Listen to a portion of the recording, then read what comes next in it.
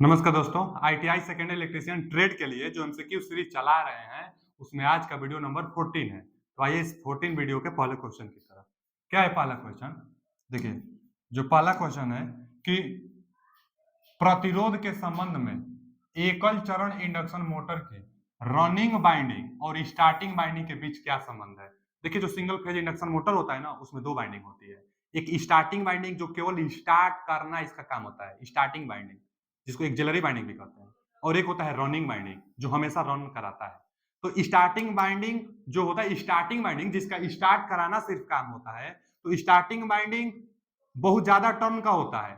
Resistance इसका ज्यादा होता है, क्योंकि टर्न की संख्या ज्यादा तो लंबाई ज्यादा, लंबे वायर का प्रतिरोध ज्यादा होता है। जो रनिंग वाइंडिंग होती है, यह मोटे तार का और कम टर्न का होता है, तो मोटा तार का प्रतिरोध कम होता है, तो रनिंग वाइंडिंग का प्रतिरोध कम होगा और स्टार्टिंग वाइंडिंग का प्रतिरोध ज्यादा होगा, क्योंकि ज्यादा टर्न का होता है। तो वही पूछा है कि रेजिस्टेंस के बारे में बताइए, रेजिस्टेंस के संबंध में बताइए सिंगल फेज इंडक्शन मोटर की रनिंग वाइंडिंग और स्टार्टिंग वाइंडिंग। तो स्टार्टिंग वाइंडिंग सिर्फ स्टार्ट करना इसका काम है, इसका रेजिस्टेंस ज्यादा होता है। तो क्या इसमें ऑप्शन होगा? रनिंग वाइंडिंग इज मोर, तो नहीं, रनिंग वाइंडिंग मोर नहीं होता है। रनिंग वाइंडिंग इज लेस और स्टार्टिंग वाइंडिंग इज मोर। तो B option is right answer. जो बी ऑप्शन होता है, इसका जवाब सही है। ठीक है, बी ऑप्शन। मतलब क्या कि रनिंग बाइंडिंग जो है, रनिंग बाइंडिंग इसका कम प्रतिरोध होता है और जो स्टार्टिंग बाइंडिंग है उसका प्रतिरोध ज्यादा होता है, तो वो हट भी जाता है। आते हैं अगला। देखिए, ये जो बनाया है ना, ये शेडेड पोल टाइप का पिक्चर है। जो शेडेड पोल होता है, इसमें जो पोल होता है ना, उसको थोड़ा सा होल कर देते हैं, मतलब काट कर निकाल देते हैं। देखिए ना, यहाँ से ये इस तरह है, इस तरह है, इस तरह और इस तरह है, और यहाँ से ऐसे है। तो क्या हुआ है, यहाँ से काट कर निकाल दिया गया है और इसी में कापर का एक रिंग लगा दिया जाता है। कापर का एक रिंग एकदम ठीक वही है। ध्यान से देखिए पिक्चर को, क्या किया है। देखिए, वो पिक्चर एक लगा दिया है, मतलब कापर एक्स भाग उसी को डिनोट भी कर रहा है। तो ऐसा क्यों किया जाता है? तो ऐसा करने से क्या होगा कि जो मैग्नेटिक फील्ड लाइंस बनती है, काट कर एक होल निकाल देंगे तो यहाँ से मैग्नेटिक फील्ड लाइंस दो हो जाएगी। एक तो इससे आएगी ही, और एक जो ये रिंगला है इससे भी आएगी। रिंग बना देने से 60 मतलब एक 60 रिंग बना देने से इसके अंदर भी एक इंड्यूज ईएमएफ हो जाता है। यह भी एक मैग्नेटिक फील्ड बनाने लगती है, तो जिससे रोटर यहीं से घूमना स्टार्ट कर जाता है। तो रोटर को घुमा, शेडेड पोल में, शेडेड पोल इंडक्शन मोटर में रोटर को घुमाने के लिए ऐसा उपाय किया जाता है, इसीलिए तो इसका नाम भी है शेडेड। देखिए ना, what is the function of part of x, x का क्या कार्य है शेडेड पोल मोटर में। तो शेडेड पोल इसी को कहते हैं, शेडेड कर दी जाती है। शेडेड मतलब काट कर एक रिंग लगा दी जाती है, तो शेडेड कर दी जाती है। और शेडेड क्यों की जाती है? क्योंकि रोटर यहीं से घूमने लगते हैं, क्योंकि मैग्नेटिक जो फ्लक्स होता है उसमें वृद्धि हो जाती है। तो क्या हो जाएगा, initiate the rotor movement, rotor को घुमाने के लिए शेडेड की जाती है, तो इसलिए शेडेड पोल इंडक्शन मोटर भी कहते हैं। अगला क्वेश्चन क्या है? Capacitor start induction run motor की रोटेशन की दिशा कैसे उलट दी जाती है? देखिए, पहले तो आपको पढ़ना होगा कि capacitor start induction run motor, capacitor start, capacitor के कारण जो स्टार्ट होता है, कैपेसिटर के कारण जो इंडक्शन मोटर स्टार्ट होता है, उसमें उसमें बोल रहा है कि रोटेशन की दिशा कैसे पलटी जाती है। तो ऑप्शन देख लेते हैं। Changing the supply terminal, supply terminal AC current होती है, तो सप्लाई टर्मिनल की दिशा बदल कर आप रोटेशन की दिशा नहीं चेंज कर सकते हैं। क्यों? क्योंकि सिंगल फेज में एक ही होता है ना, तो अल्टरनेटिंग होता है, तो उसकी दिशा, सप्लाई का टर्मिनल बदलकर आप दिशा नहीं बदल सकते हैं। Changing the capacitor connection, capacitor का कनेक्शन बदलने से भी नहीं दिशा चेंज हो सकती है। आगे दिया है by interchanging main binding terminal, ये सही है। जो start capacitor induction run motor है, उसमें दो बाइंडिंग होती है, एक रनिंग बाइंडिंग, और एक रनिंग बाइंडिंग को मेन बाइंडिंग कहते हैं, और एक स्टार्टिंग बाइंडिंग। तो जो स्टार्टिंग बाइंडिंग होती है उसकी नहीं दिशा बदलनी है, जो रनिंग बाइंडिंग है, जो मेन बाइंडिंग है, इसकी टर्मिनल की दिशा बदलकर रोटेशन की दिशा बदली जा सकती है, या प्रैक्टिकल भी किया जा सकता है। तो C option is right answer. मतलब मेन बाइंडिंग की टर्मिनल की दिशा बदलिए, डायरेक्शन बदल जाएगी।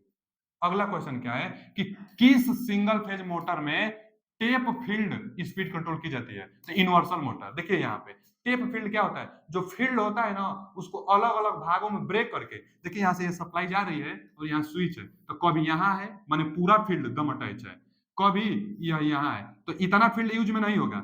जैसे यहाँ से ये जाएगी, यह जाएगी, यह जाएगी, और यहाँ से होकर यहीं से चली जाएगी, ये इतना काम में नहीं आया। अब यदि इससे कनेक्ट करा देंगे तो इतना अब काम में नहीं आएगा, यहाँ से जाएगी और यहीं से ऐसे चली जाएगी। तो टेप फील्ड, फील्ड को टेप किया जाता है, इसको टेप फील्ड तो किसमें होता है? यूनिवर्सल मोटर में होता है। जो यूनिवर्सल मोटर होता है, फूड मिक्सचर में प्रयोग उसका किया जाता था। आगे देखिए, आइएगा, खाद मिक्सचर मतलब क्या? फूड मिक्सचर, तो फूड मिक्सचर शब्द दिख जाए तो इन्वर्सल मोटर मार दीजिएगा। फूड मिक्सचर में universal motor, food mixture universal motor. आगे सिंगल फेज इंडक्शन मोटर की स्टार्टिंग और रनिंग वाइंडिंग के बीच का कोण तो 90 डिग्री। ये तो क्वेश्चन पीछे भी आया था कि स्टार्टिंग वाइंडिंग और रनिंग वाइंडिंग के बीच में इलेक्ट्रिकली कितना डिग्री का एंगल होता है, तो 90 डिग्री का। 90 डिग्री का एंगल होता है स्टार्टिंग वाइंडिंग और रनिंग वाइंडिंग में। आगे ध्वनि रिकॉर्डिंग उपकरणों के लिए हिस्टैरिसीस मोटर का प्रयोग किया जाता है। ध्वनि रिकॉर्डर, अच्छा क्यों हिस्टैरिसीस मोटर का? तो हिस्टैरिसीस मोटर हिस्टैरिसीस लॉसेस पर कार्य करता है और यह ऐसा मोटर है जो बिना आवाज किए मोटर रनिंग करता है। तो जो पहले की मशीनें आती थी ना, जो जिसमें टेप लगाकर, मतलब वो पहले आता था ना कि जिसमें वो सीडी लगाकर, एक रील वाला आता था टेप, रील वाला टेप आता था, उसको मतलब जो सीडी होता था उसको लगा देते थे और गाना बजता था। तो वहां हिस्टैरिसीस मोटर आता था क्योंकि आवाज नहीं करना है, चाहे रिकॉर्डिंग में। अब जहां आपको वॉइस रिकॉर्डिंग, चाहे पहले जो ग्रामोफोन था तो सब रिकॉर्डिंग करना था आवाज को, तो हिस्टैरिसीस मोटर का यूज किया जाता था क्योंकि हिस्टैरिसीस मोटर नॉइजलेस होती है, आवाज नहीं करता है। तो वही पूछा है कि ध्वनि रिकॉर्डर में हिस्टैरिसीस मोटर, लेकिन क्यों? तो क्योंकि नॉइजलेस ऑपरेशन, शांत होता है, शांत चलता है, इसलिए हिस्टैरिसीस मोटर का प्रयोग किया जाता है। हिस्टैरिसीस मोटर ध्वनि नहीं करता है, इसलिए रिकॉर्डिंग में होता था। अगला क्वेश्चन क्या है कि घरेलू पानी पंप के लिए कौन सी मोटर का? तो देखिए घरेलू में हम लोग देखे हैं कि जो टुल्लू पंप होता है उसमें कैपेसिटर लगा होता है, तो कैपेसिटर स्टार्ट मोटर। पानी घरेलू जो पानी टुल्लू पंप जिसको हम लोग कहते हैं ना, जो मोटर लगा रहता है उसमें कैपेसिटर लगा रहता है, तो कैपेसिटर स्टार्ट मोटर। अब ये शेडेड पोल तो अभी दिखाए थे ना कि रिंग, एक शेडेड रिंग लगा दी जाती है, तो ये शेडेड पोल हो गया, जो खिलौनों में इसका तो प्रयोग होता था। फिर repulsion motor starting torque high के लिए, और फिर इन्वर्सल मोटर, तो इन्वर्सल मोटर अभी हम लोग देख लिए थे कि कहा फूड मिक्सचर जो था वहां होता था, तो ये तो होगा नहीं, यही कैपेसिटर स्टार्ट मोटर जो टुल्लू पंप था उसमें होता था। अगला क्वेश्चन क्या है हमारा कि किस प्रकार की मोटर अपेक्षाकृत कम टार्क होता है? मतलब स्टार्टिंग टार्क स्मॉल होता है किसका? तो जो इन्वर्सल होता है इसका तो स्टार्टिंग टार्क थोड़ा अच्छा होता है। फिर कैपेसिटर स्टार्ट, कैपेसिटर लग गया तो टार्क बढ़ाने के लिए ही लगता है। अब रेजिस्टेंस स्टार्ट इंडक्शन मोटर, तो यही सही हो जाएगा, ये गलत हो जाएगा। क्यों? क्योंकि कम स्मॉल स्टार्टिंग टार्क, तो इसमें कैपेसिटर नहीं होता है। स्मॉल स्टार्टिंग टार्क, आज एक प्रैक्टिकल वीडियो भी आने वाला है, आप देख लीजिएगा, उसमें उसमें कैपेसिटर नहीं लगेगा। मतलब इसी का प्रैक्टिकल वीडियो बनाने वाले हैं हम लोग, resistance start induction run motor. इसमें कैपेसिटर नहीं रहेगा, फिर भी रोटेशन करेगी, लेकिन टार्क बहुत कम होगा। तो स्मॉल टार्क के लिए resistance start induction run motor, resistance start induction run motor. अगला क्वेश्चन क्या है? स्प्लिट कलाफ मोटर। स्प्लिट मतलब ब्रेक में तोड़ना, विभाजन करना, फेज को बांटना, स्प्लिट कहलाता है। स्प्लिट मतलब टुकड़ा टुकड़ा होता है।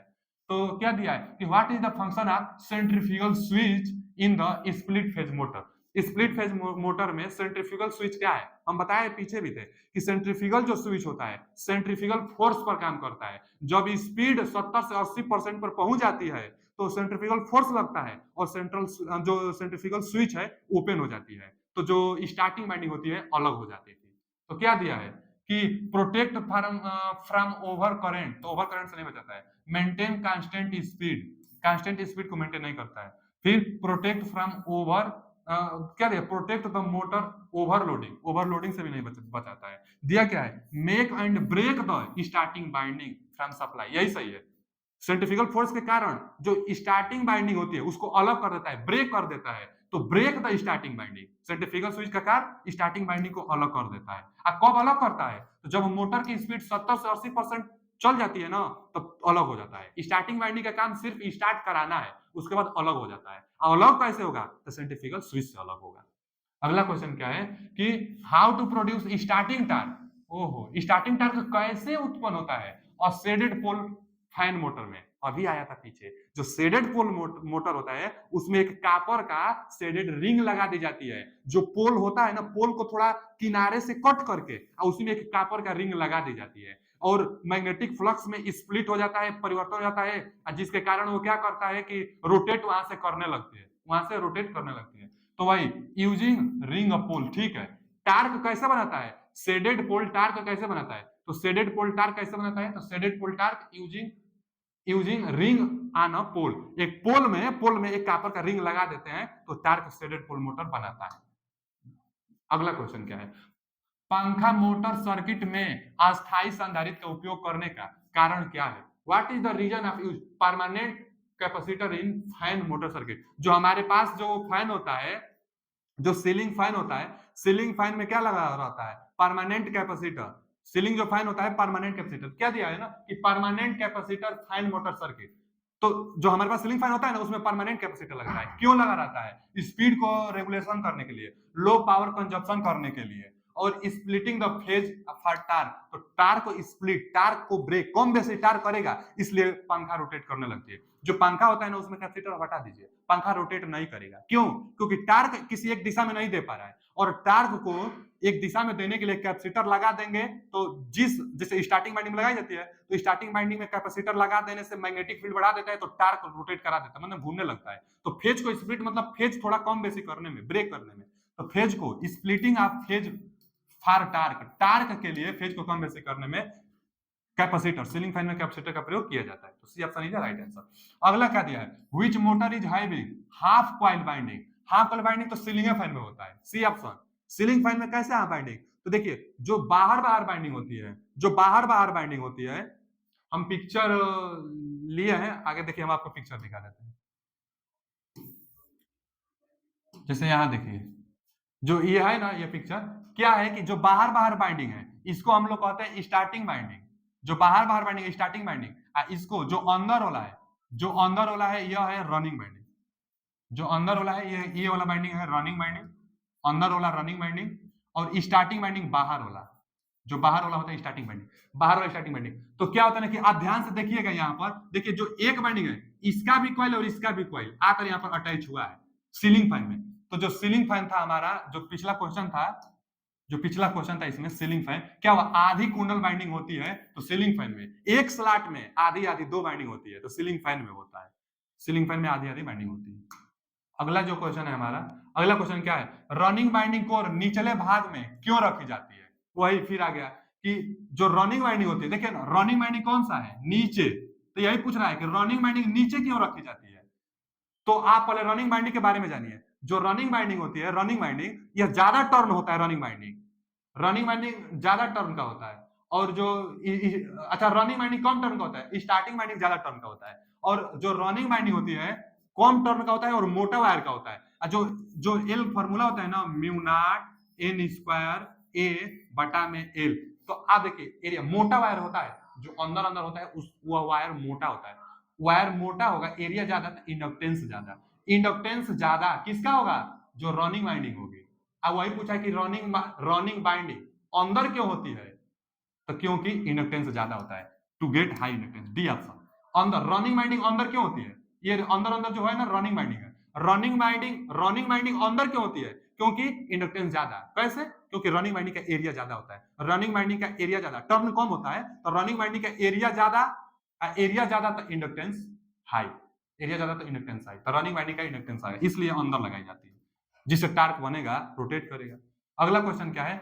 आधे कुंडल कनेक्शन में 28 स्लॉट, 14 ध्रुव और 14 क्वाइल वाले सीलिंग फैन के लिए स्लॉट की डिस्टेंस, स्लॉट एंगल पूछा है आपसे।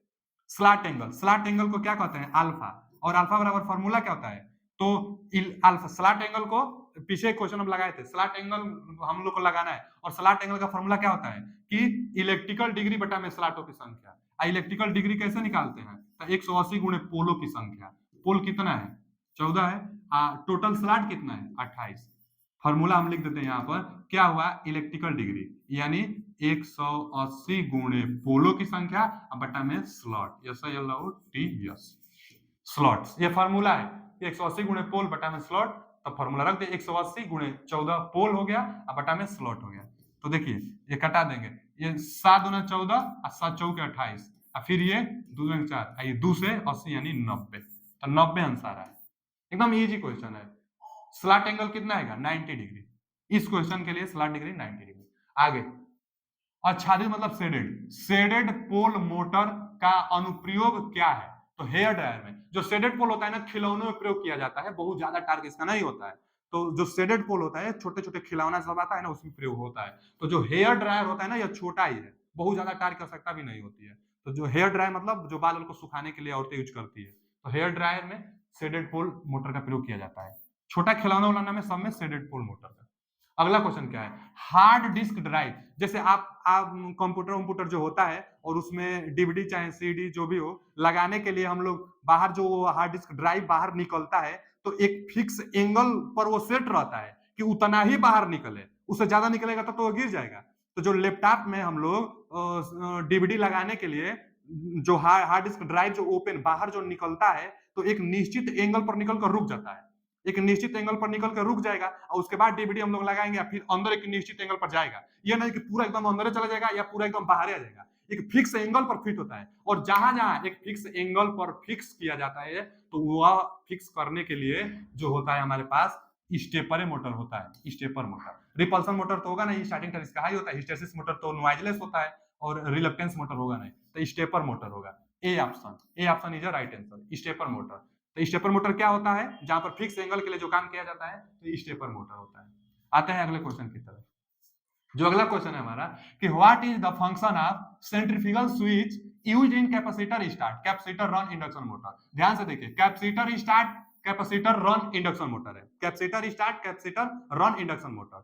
तो क्या पूछा है इसमें कि what is the function of centrifugal switch, capacitor start capacitor run induction motor में सेंट्रीफ्यूगल स्विच का कार्य क्या है। तो पहले तो हम बताए थे आपको कि जो सेंट्रीफ्यूगल स्विच होता है उसका मेन कार्य यही है कि रनिंग जो स्टार्टिंग बाइंडिंग है उसको ब्रेक करना। लेकिन ये मोटर कौन सा है, capacitor start capacitor run induction motor. तो जो capacitor start capacitor run induction motor है तो जो कैपेसिटर स्टार्ट कर रहा है ना यही कैपेसिटर स्टार्ट को ब्रेक कर देता है, मतलब अलग कर देता है। कब अलग करता है तो 70 से 80%, मतलब 75 भी दे सकता है, तो 75 से 80% के आसपास, मतलब 70 से 80% के आसपास जैसे मोटर की स्पीड जाएगी कैपेसिटर जो स्टार्ट कर रहा है उसको ब्रेक कर देगा सप्लाई से। तो वही इसका काम है। Capacitor start capacitor run induction motor में इस्तेमाल होने वाले सेंट्रीफ्यूगल स्विच का कार्य क्या है, तो 70 से 80% की गति तक पहुंचने के बाद चालू बाइंडिंग को, मतलब रनिंग बाइंडिंग को डिस्कनेक्ट करना, तो ये तो गलत है। Disconnect starting binding, starting binding को जरूर डिस्कनेक्ट करेगा आफ्टर रीच्ड 70 से 80%। ठीक होता है ये, लेकिन तब ठीक होता जब कैपेसिटर स्टार्ट और कैपेसिटर रन इंडक्शन मोटर नहीं होता तब। तो यहाँ तो कैपेसिटर स्टार्ट है तो कैपेसिटर को अलग करना है। सी ऑप्शन देखते हैं, डिस्कनेक्ट द स्टार्टिंग कैपेसिटर, यही सही है। स्टार्टिंग कैपेसिटर को अलग करना आफ्टर रीच्ड 75 टू 80%, मतलब 75 से 80% पर जैसे मोटर पहुंचता है तो कैपेसिटर जो स्टार्ट कर रहा है उसको अलग कर देता है। तो आज के लिए इतना ही, मिलते हैं अगले वीडियो में। अगर वीडियो अच्छा लगा हो तो लाइक सब्सक्राइब शेयर कीजिए। थैंक यू, धन्यवाद। जो भी डाउट हो कमेंट बॉक्स में पूछिए, उसका जवाब दिया जाएगा। धन्यवाद।